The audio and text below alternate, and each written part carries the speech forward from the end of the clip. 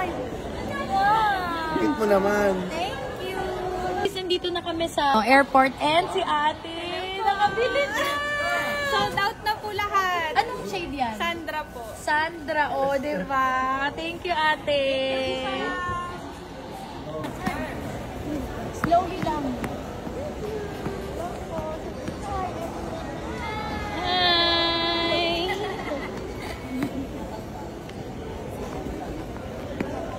Hello, guys.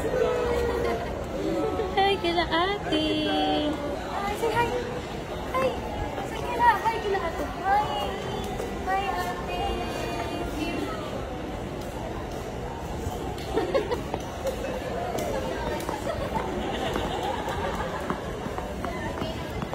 Ikot naman yan. Hello! Hi, kuya. Hi! Hi, kuya. Oh, hi, kuya. Hi, bye.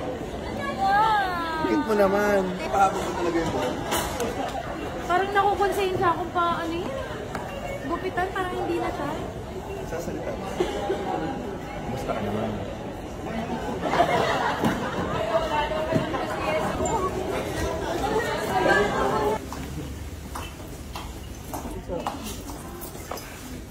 Send mo. Send mo kay F. Passport. Here.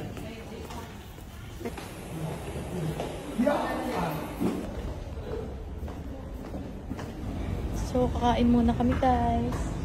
Oy, ang bata naman. Sitting pretty naman. Say hi. Hi, smile. Smile. Oy, Spider-Man na naman.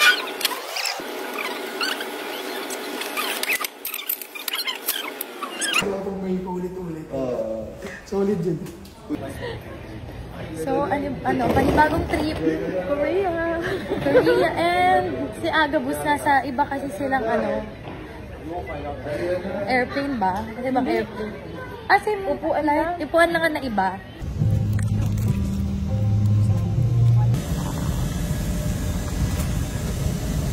Good.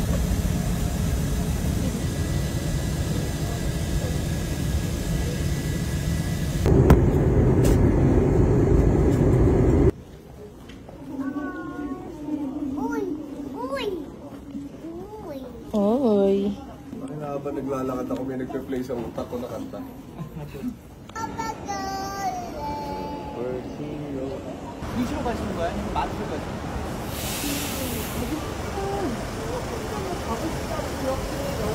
So mga babies, nandito na kami. At ito ang aming van for 10 days.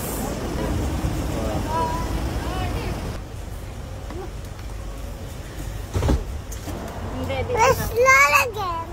Lolo Glenn. So, ang una namin target, mamili ng mga pagkain. Dahil naka-Airbnb kami, so makakapagluto kami ng food. Lalo na food ni Kidlat. So, bibili ako ng mga gulay niya.